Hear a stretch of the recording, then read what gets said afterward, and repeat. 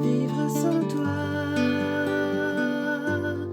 Jésus, je t'aime, car tu m'as aimé. Comment imaginer vivre sans toi?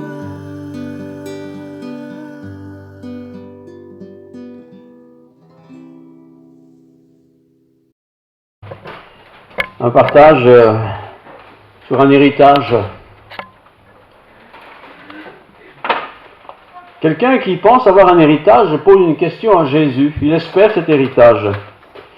Et il dit, que dois-je faire, bon maître, pour hériter la vie éternelle? Un jeune, Jésus, la question, que dois-je faire pour hériter la vie éternelle? D'abord, le mot héritage, ça nous fait un peu frissonner les oreilles. Héritage, tiens, un héritage quelque part. Suis-je un bénéficiaire? Vais-je en bénéficier vraiment? Et combien? Si je suis un héritier légal, il n'y a pas de souci. Mes parents mourront un jour, je serai l'héritier. Cool. Mais peut-être je ne suis pas le fils non plus, ni la fille, et il n'y a pas d'enfant dans cette famille. Peut-être, en tant que famille un peu plus éloignée, je vais hériter. Mais il y a beaucoup de gens qui sont dans ce cas-là, et l'héritage sera d'autant plus coupé en morceaux qu'il y a beaucoup de monde pour un certain héritage. Et alors parfois, il n'y a pas d'héritier vraiment. Il faut coopter des héritiers, il faut en trouver un ou l'autre. Oui, mais suis-je dans la condition pour hériter de cette maison, de cette famille, de cette personne décédée? Et après tout, si je ne suis pas un héritier réservataire, donc obligatoire, pourquoi moi devrais-je hériter quelque chose? Qu'est-ce que j'ai de particulier? Il ne faut pas se faire d'illusions. Autour de nous, il y a de nombreuses personnes qui pensent à l'héritage. On regarde des personnes un peu vieillir. Homme, femme, bon, elle a déjà 80 ans. Bientôt, elle va certainement, pourvu qu'elle vive encore quelques 30 ans, hein, c'est ce qu'on dit, mais pas ce qu'on pense forcément. Alors on attend des héritages, parce que bien sûr, avec l'héritage, on va pouvoir faire un tas de choses. L'héritage. Un jour, quelqu'un a posé la question à Jésus. Que dois-je faire, Seigneur, pour hériter la vie éternelle? Que dois-je faire pour hériter la vie éternelle? Et en plus, il dit, bon maître, que dois-je faire pour hériter la vie éternelle? Ce maître-là n'était pas un notaire. Jésus n'est pas un notaire, c'est un enseignant, mais un maître d'une grande excellence. J'aimerais vous lire un très beau texte que vous connaissez probablement, mais que je vais relire quand même, dans l'évangile de Luc, chapitre 18, versets 18 à 30. Luc 18, et vous pouvez garder votre Bible ouverte parce qu'on va y revenir de temps en temps. Luc donc 18, 18 à 30. Donc, vous êtes à Jérusalem, il y a de l'effervescence toujours à Jérusalem, et un chef, c'est pas n'importe qui, interrogea Jésus et dit, bon maître, que dois-je faire pour hériter la vie éternelle? C'est très spirituel ça. Hein? Que dois-je faire pour hériter la vie éternelle? Jésus, le maître, répond, pourquoi m'appelles-tu bon? Pourquoi m'appelles-tu bon? Il n'y a de bon que Dieu seul. Il n'y a de bon que Dieu seul. Tu connais les commandements. Jésus dit, tu connais les commandements, bien sûr, c'est un maître. Tu ne commettras pas d'adultère. Tu ne tueras pas. Tu ne déroberas point. Tu ne diras pas de faux témoignages. Honore ton père et ta mère. Il connaît ça par cœur, le jeune homme, le monsieur. Bien sûr qu'il connaît ça par cœur. C'est un maître, c'est un artiste, c'est un riche. Il connaît tout cela. Comme d'ailleurs, la plupart de nos contemporains connaissent ces règles, même s'ils ne sont pas chrétiens. Jésus dit, j'ai, dit-il, observé toutes ces choses depuis ma jeunesse. Très bien, formidable, bravo. Jésus, ayant entendu cela, lui dit, il te manque une chose. Cool, il me manque une chose, c'est pas grave. Sûrement que je vais la trouver, cette chose-là. Il te manque une chose. Quelle était cette chose? Vends tout ce que tu as. Il espère un héritage. Vends tout ce que tu as et distribue-le aux pauvres. Et tu auras un trésor dans les cieux. Tu auras un trésor dans les cieux. Puis viens et suis-moi. Lorsqu'il a entendu ces paroles, il devint tout triste. La situation n'a pas changé. Mais les paroles de Jésus ont changé sa vie. Il devient tout triste. Car il était très riche. Il était très riche. Jésus, voyant qu'il était devenu tout triste, dit, et là il parle à tout le monde sans doute, et à nous aujourd'hui, qu'il est difficile à ceux qui ont des richesses d'entrer dans le royaume de Dieu. Qu'il est difficile à ceux qui ont des richesses, pas impossible, difficile d'entrer dans le royaume de Dieu. Car il est plus facile à un chameau de passer par le trou d'une aiguille qu'à un riche d'entrer dans le royaume de Dieu. Ceux qui l'écoutaient, parce qu'il y a toujours des gens qui écoutent, dirent, mais qui peut être sauvé? Jésus répondit, ce qui est impossible aux hommes est possible à Dieu.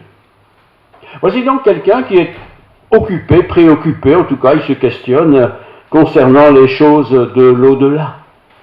Voilà, comme en fait la plupart des humains, un jour ou l'autre, se disent, oui mais en fin de compte, s'il y avait quelque chose là, comment ça se passe, mais je n'y crois pas trop, mais on ne sait jamais. Voilà. Ça arrive à tous, sans doute, de penser à ces choses-là. Et pour celui qui est croyant, c'est pas une fois tous les 50 ans, c'est beaucoup plus souvent, certainement. En tout cas, cette personne est préoccupée par l'au-delà, quand même. La vie terrestre, pour lui, est bonne, il est très riche, il est confortable. Sa vie doit être agréable, sa vie doit être confortable. Quelque part, tout va bien pour ce monsieur. Mais dans l'au-delà, est-ce que ça va être aussi confortable? Sera-ce différent? Et si c'est différent, ce sera comment? Je ne sais pas si ça vous arrive de temps en temps de penser à l'au-delà, justement. On est croyant, on va au temple, on va à l'église, on lit des bonnes choses, on fait des bonnes choses, on a des actes sociaux très bien, mais quand même, est-ce qu'il vous arrive de vous arrêter de dire, mais oui, mais et si demain je quittais ce monde, qu'est-ce qu'il adviendrait de ma personne? De toute évidence, ce jeune homme dans notre texte connaît les Saintes Écritures, l'Ancien Testament, donc il les connaît bien. Il a donc une expérience des choses spirituelles. Il a certainement entendu 1000 prédicateurs, ou 1000 occasions d'entendre des prédicateurs. Ses parents, probablement aussi, ont parlé de Dieu, de l'Éternel, surtout de l'histoire de l'Ancien Testament, le nombre de fois que Dieu est intervenu. Enfin, toutes ces choses-là, il les connaît bien, très bien même. Et il peut même dire qu'il a mis en pratique les commandements. Les 10 commandements classiques, oui, certainement, mais aussi d'autres commandements plus discrets. Il les a mis en pratique, c'était quelqu'un de bien, quoi. Comme dans le fond, beaucoup de contemporains sont des gens bien. Beaucoup de nos voisins sont des gens bien. Beaucoup de membres de nos familles sont des gens bien. Honnêtes, droits, voilà, qui aident leurs prochains, en gros comme ça. Mais quand même, il nous arrive de dire, comment? Qu'est-ce que je dois faire vraiment? C'est la question de cette personne à Jésus.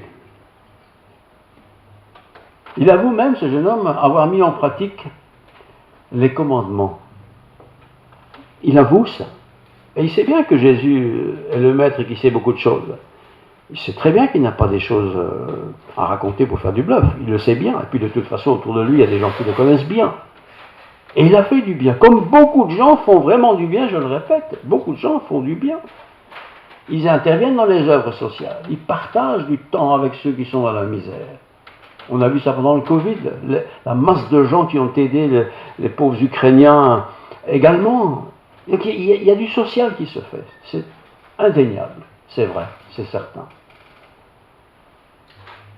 Et bien sûr, pour celui qui est croyant, le social qu'il fait, les bonnes actions et tout ça, quelque part ça le conforte un peu, ça le rassure. Il est chrétien, il croit en Dieu, bien. Mais il fait aussi des œuvres sociales, très bien. Il fait un peu attention à son prochain, très bien. Et quelque part, ça le satisfait. Mais cette satisfaction-là n'enlève pas la question qui nous trottine tous parfois dans la vie, ou à une occasion particulière, en disant, mais toi, après ton temps sur cette terre, ton passage sur cette terre, tu es sûr d'aller vers Dieu? Tu es sûr d'aller vers Dieu? Et là, bien sûr, il y a le doute. Le doute, on peut dire qu'il vient parfois de Satan lui-même, qui veut nous mettre l'embrouille dans la tête, mais souvent, il vient de notre propre nature. Notre propre nature qui n'est pas toujours nécessairement en conformité avec celle du Seigneur. Alors Jésus aurait pu faire un grand entretien psychiatrique, psychologique, tout ce que vous voulez. Non, Jésus est concret. D'abord, il y a des tas de gens qui écoutent, mais en même temps qu'ils écoutent, ils comprendront aussi pour eux. Et il lui dit tout simplement, c'est bien, tu as fait tout ça, c'est formidable. Mais il te manque une chose. Une chose, c'est pas grand-chose. Il manque une chose. Alors, imaginons que nous sommes là et que nous avons entendu l'intervention de cette personne, de Jésus, des remarques des uns et des autres. Il te manque une chose. Qu'est-ce qui peut bien lui manquer à ce riche qui a fait que du bien pendant sa vie? Parce que c'est de lui qu'il est question. Qu'est-ce qui peut bien lui manquer? Il ne bat pas sa femme, il prend soin de ses enfants, il prend soin des animaux s'il en a, il va même au temple. Qu'est-ce qui peut bien lui manquer? Qu'est-ce que Jésus va bien lui dire? Il te manque une seule chose. Vends tout ce que tu as et donne-le aux pauvres.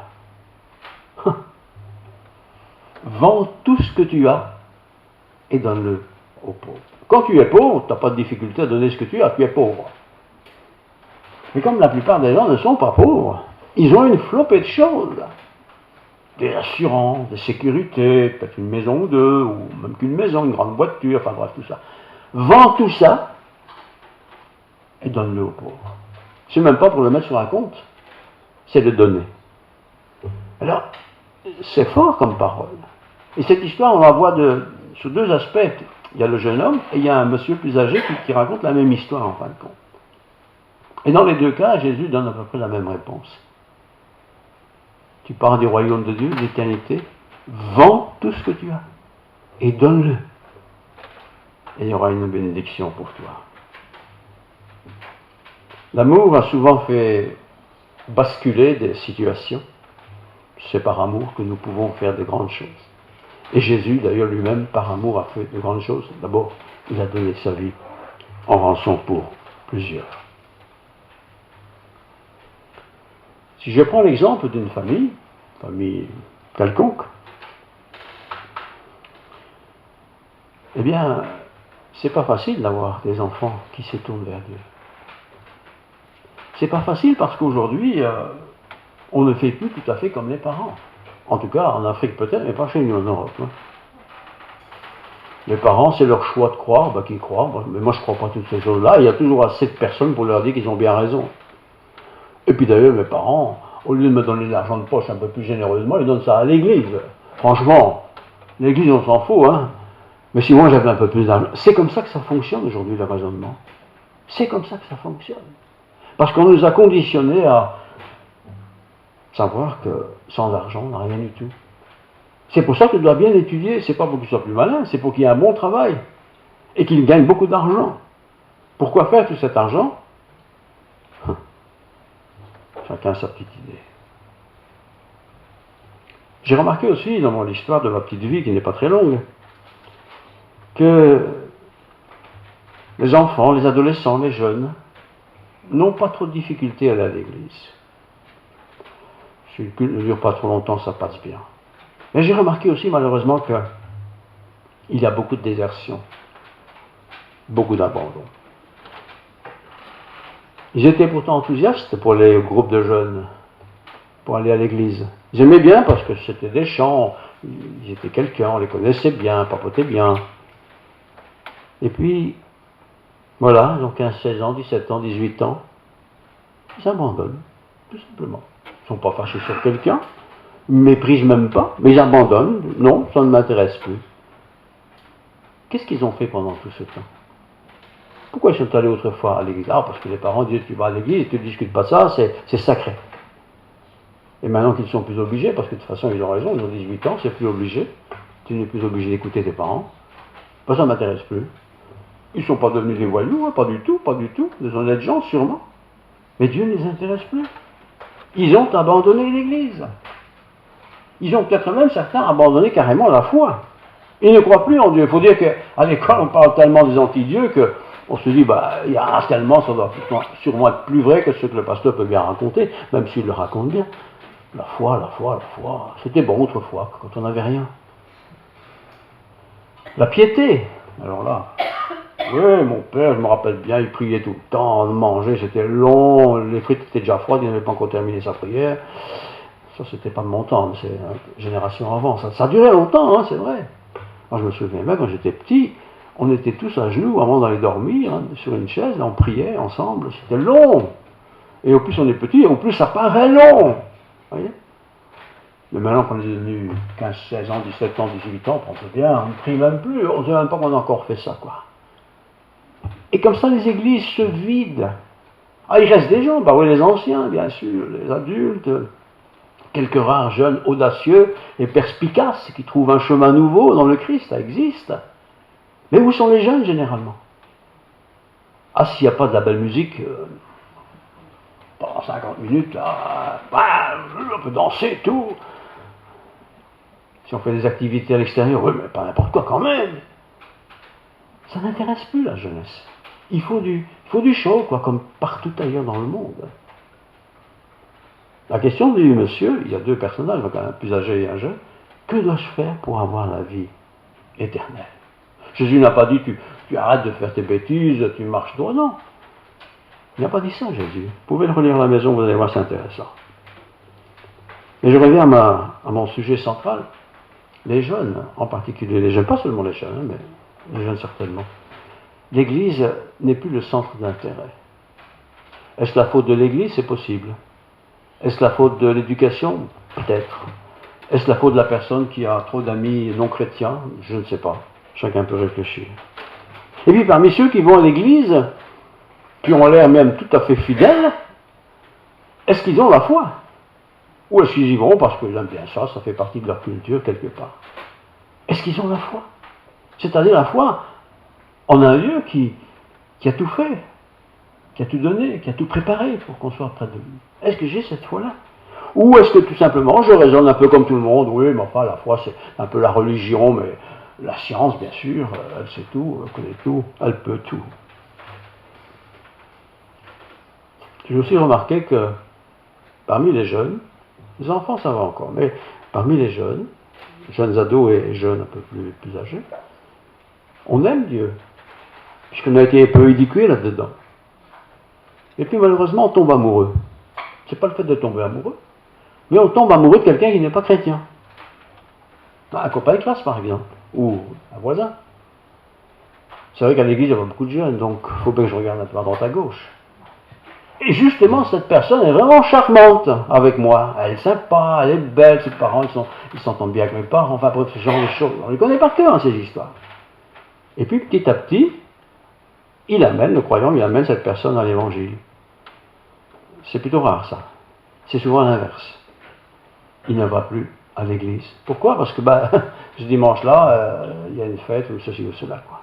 Malheureusement, trop souvent, ce non-cadre évangélique, c'est-à-dire la vie de l'Église, est absorbé par la masse de gens qui ne sont pas croyants. Alors bien sûr, on dira, oui, c'est pas pour une fois que je ne vais pas à l'Église, bien sûr que non. C'est d'ailleurs pas parce que tu vas à l'Église que tu vas au ciel non plus. On sait bien ça. Mais c'est comme le repas, hein. C'est pas parce que je mange 2 jours, que je ne mange pas pendant 2 jours que je vais mourir de faim. Mais au bout de 2 jours, je vais avoir des creux, hein, peut-être des crampes entre-temps. Attention de ne pas être zélé pour Dieu un temps dans sa vie.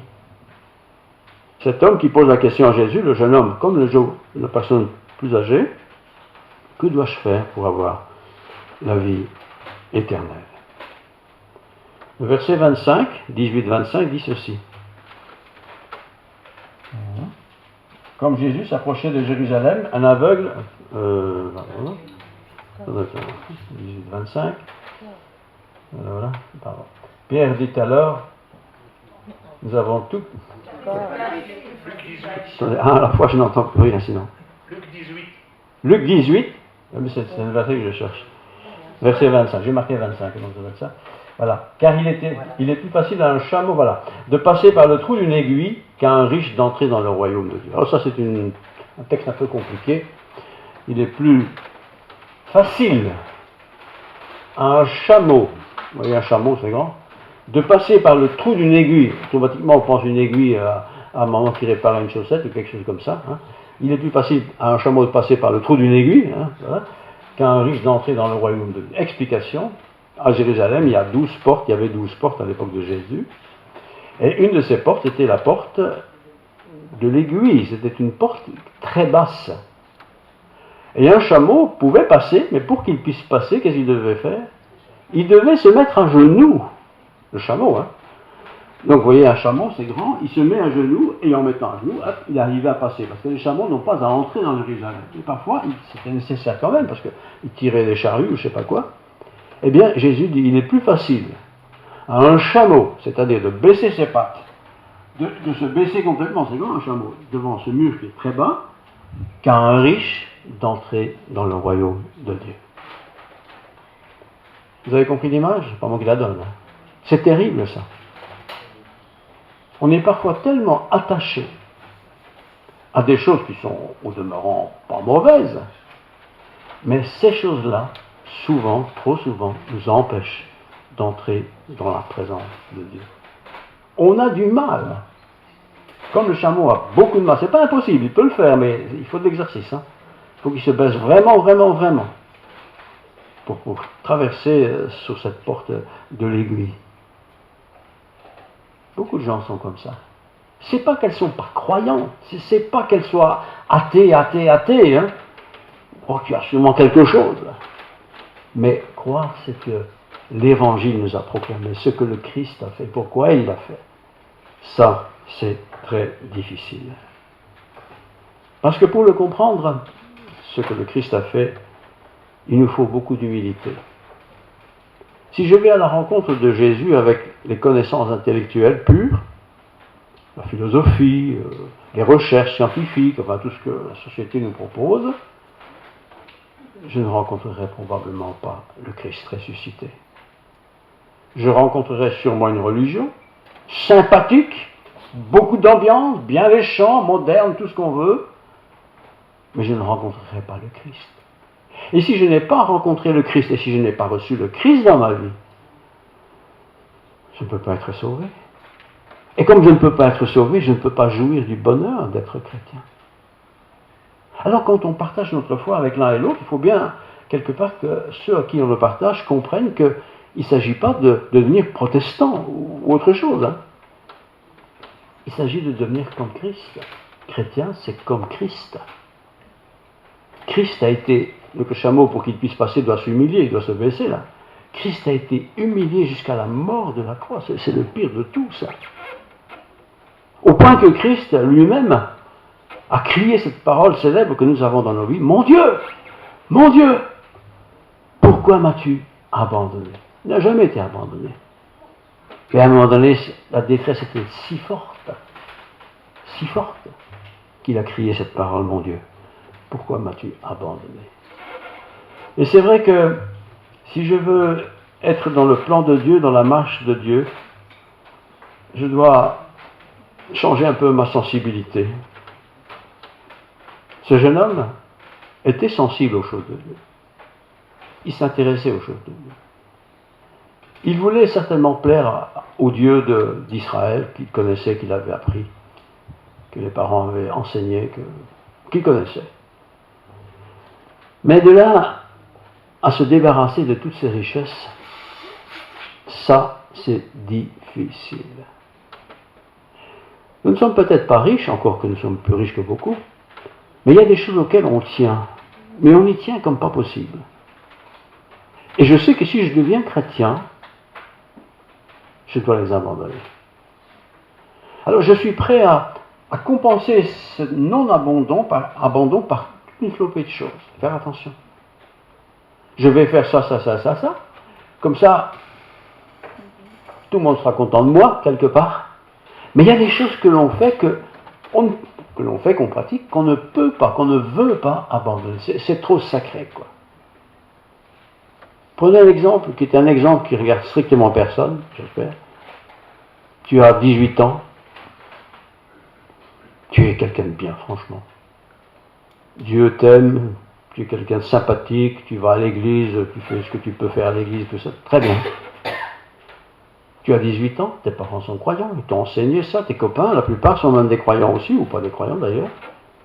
Et puis tu tombes amoureux, mais vraiment, quelque chose de canon, de quelqu'un qui c'est pas qu'il n'est pas croyant, mais il est contre ceux qui sont croyants. Il les trouve tous un peu simplets, quoi. Mais tu es amoureux de lui, vous savez, on ne contrôle pas trop ça, Alors on rentre à la maison, on dit, la mère elle boit très vite, et c'est une fille, qu'est-ce qui se passe? Ça va? T'es amoureux ou quoi? Puis, au lieu d'être amoureux joyeux tout le temps, on voit qu'il est amoureux un peu triste de temps en temps. Qu'est-ce qui se passe? Tu t'es disputé? Non! Mais cette personne n'est pas croyante. Elle n'en a rien à faire de Dieu. C'est même pas qu'elle n'est pas croyante, mais elle méprise ceux qui sont croyants, parce qu'ils nous trouvent un peu naïfs. Mais lui-même, on s'aime bien, elle est sympa et tout. C'est difficile. D'autant plus qu'ils sont toujours probablement encore à l'école. Il y a une grande majorité des gens qui sont à l'école qui ne croient plus en Dieu, ou qui ne croient pas en Dieu du tout. Mais c'est pas grave, tu fais un peu semblant, et tu vas voir ta maman et ton papa, ils vont être d'accord, ils vont te marier, et puis tu feras ta vie. Après tout, tu feras encore ce que tu veux quand tu es marié, quoi. Mais quelle tristesse! Quand on s'engage dans l'amour de sa vie, l'amour humain donc, et qu'en fin de compte on est malheureux parce qu'on sait que c'est pas vraiment ce que Dieu veut. On le sait. C'est pas ce que Dieu veut. Alors solution classique, qu'est-ce qui se passe-t-il? On va pas se faire la guerre. On va pas acheter les parents. On va plus à l'église. Terminé. Et c'est vite fait. Dimanche, j'ai pas su me lever. Dimanche suivant, oui, j'ai oublié. Troisième dimanche, encore autre chose, quoi. Et on ne va plus à l'église. Et petit à petit, l'amour que j'avais pour Dieu, le zèle que j'avais pour Dieu, se rafraîchit, se distend, et voilà. Et pour finir, je prends des habitudes. Et la personne avec qui je suis est tellement amoureuse de moi que je pense que j'ai vraiment bien fait. Et puis un jour, quand même, l'autre va se convertir, je suis sûr, et puis ça va s'arranger. Et c'est pas vrai. C'est pas vrai. Parce que celui qui s'occupe de notre perdition, lui, n'est jamais en vacances ni en congé. Il a tout intérêt à nous dire, aux oreilles, au cœur, tu vois cette personne que tu as rencontrée là, c'est un génie, il va te rendre heureux, comme pas deux. Et effectivement, il est très sympathique, il est pas seulement sympathique, mais il est bien, ses parents sont bien, ses grands-parents sont encore plus bien, enfin bref, tout va bien, quoi. Te respecte, mais toi, ta foi est devenue petit. Tu ne vas même plus à l'église du tout. Même à Noël, tu n'y vas pas, cette année-ci. Pourquoi? Parce qu'eux partent en vacances et ils vont en Syrie, ou pas en Syrie, quelque part, et ils t'ont demandé de venir avec, quoi. Mais eux, ils ne vont pas à l'église, là-bas. Vous voyez? Et la foi, comme ça, tout d'un coup. Je n'ai pas dit qu'elle s'éteint, mais presque. Le Seigneur, cependant, et c'est une bonne nouvelle, n'éteint pas lui-même le lumignon qui fume encore. Fumer, vous savez, quand on éteint une bougie, là, ça fume encore. Il n'éteint pas. Il va... Un petit coup de soufflet, ça va se ranimer. Il ne faut pas grand-chose. Mais quand on est riche, quand on est, c'est le cas de notre histoire ici, quand on a de la connaissance, quand on est quelqu'un de bien éduqué, quand on est quelqu'un de formidable en fait, qui était croyant, qui a même été élevé dans les choses de la foi, qui a même été leader dans la foi, on doit faire attention. Et l'autre, le choix de l'autre, un homme, une femme, pour faire une vie ensemble, c'est toujours difficile, toujours. Même si on est dans les mêmes familles de croyances, c'est toujours difficile. C'est toujours difficile parce qu'il y a des différences. On n'a peut-être pas le même genre d'église. Moi, je vais dans une église, personne ne bouge. Un peu austère comme ça. L'autre, il va dans une église, ça pète toujours, quoi. Mais ça, c'est des vrais, on les voit bien, ils aiment Dieu. Hein? Et puis encore un troisième cas, c'est pas ici, il faut faire 100 km pour aller à l'église, ça existe aussi. Jésus n'a pas critiqué ce jeune homme, ni l'autre personne plus âgée, mais il a dit, tu es trop attaché à ça. Vends-le, débarrasse-t'en. Et ensuite, qu'est-ce qu'il dit? Et suis-moi. Suivre Jésus, c'est marcher derrière lui. Hein? C'est marcher derrière lui. Et Jésus, qui est l'excellence dans le modèle, va peut-être pas nous conduire là où on aurait tant envie d'y aller. Non pas que, bien faire attention, hein, parce qu'il y a des images qui se véhiculent comme ça. Si je suis chrétien, je ne peux plus faire ça. Non, il ne faut pas commettre le péché, bien entendu, mais Dieu ne m'interdit rien du tout. Envie de faire du vélo, va à Bastogne, va à Liège en pédalant si tu veux. Il n'y a pas de problème avec ça. Dieu n'est pas contre ça. Je pense à notre frère qui a été Bastogne, Liège, en vélo. Moi, je suis admiratif. Je te le dis franchement. Déjà, mon porte-le est monté dessus, c'est déjà difficile. Mais il l'a fait. Mais il n'y a rien de mal à ça, c'est bien. Et s'il le faisait tous les samedis, ce ne serait pas grave. Pas tous les dimanches quand même. Voilà. Cet homme, ce jeune aussi, il y a ces deux histoires, hein, ils avaient le même souci. C'est qu'ils avaient beaucoup d'argent. Beaucoup d'argent, beaucoup de possibilités. Et Dieu a bien compris, Jésus a bien compris ça. Il n'a pas commencé à faire une longue liste de choses qu'il faut faire et ne plus faire. Il dit, vends ce que tu as, c'est-à-dire ce qui te dérange, ce qui contrôle ta vie. Vends-le et donne-le aux pauvres. C'est même pas pour l'investir dans autre chose. Vends-le et donne-le aux pauvres.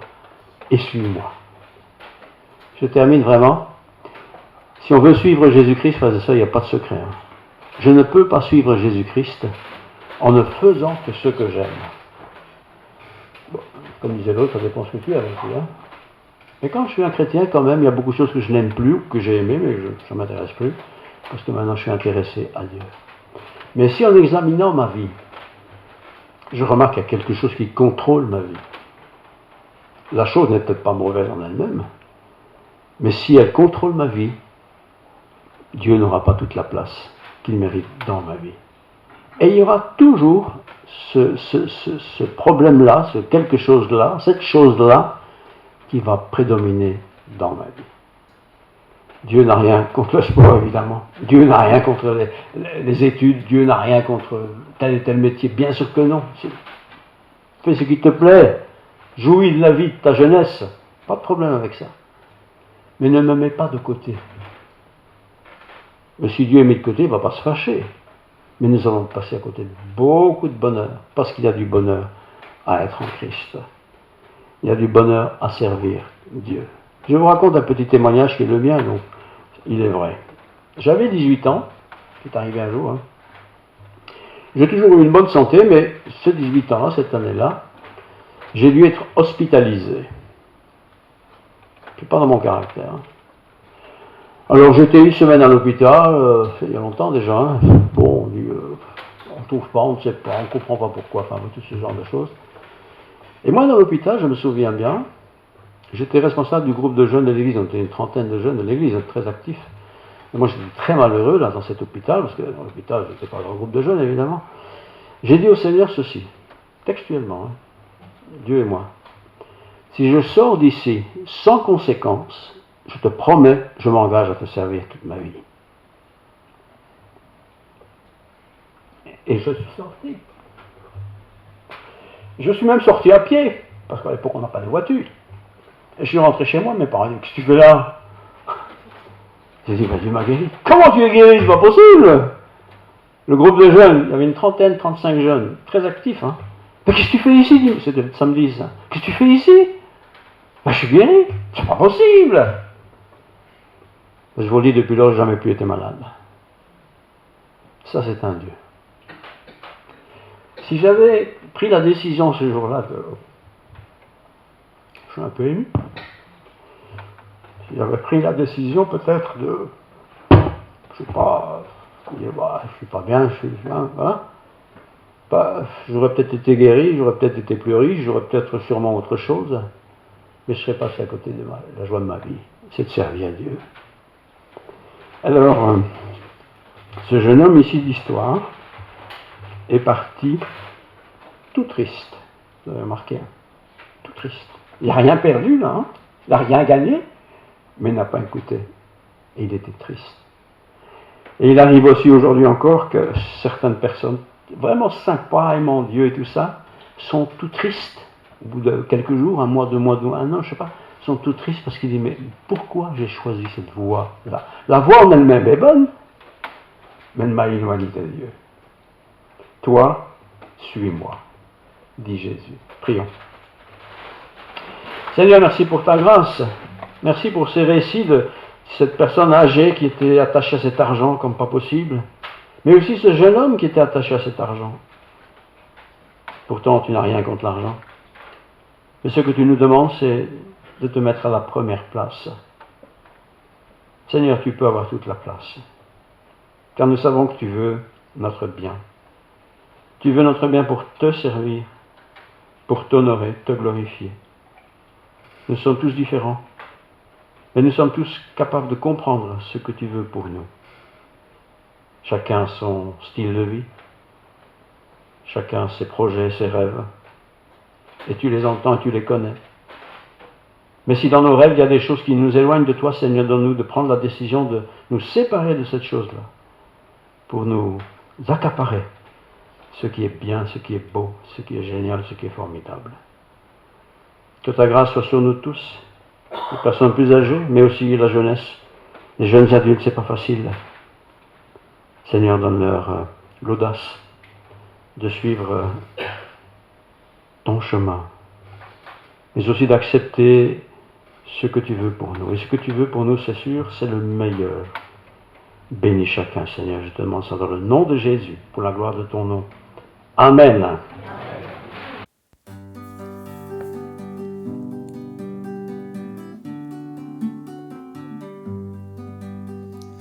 Christ nous précédant, marchons en avant, sur le chemin de la vie, sa voix sainte nous convie à le suivre enfin, au séjour divin. Luttes et labeurs, péril ou douleur, pourront traverser ma route, mais je veux, quoi qu'il en coûte, porter fermé haut ton divin travaux. Le bonheur s'enfuit, le deuil me poursuit, il me faut souffrir moi-même ou pleurer pour ce que j'aime, mais j'ai dans mon cœur un consolateur. Fort de ton secours, j'avance toujours, soutiens mon faible courage, achève en moi ton ouvrage, et que par la foi, je sois tout à toi, et que par la foi, je sois tout à toi.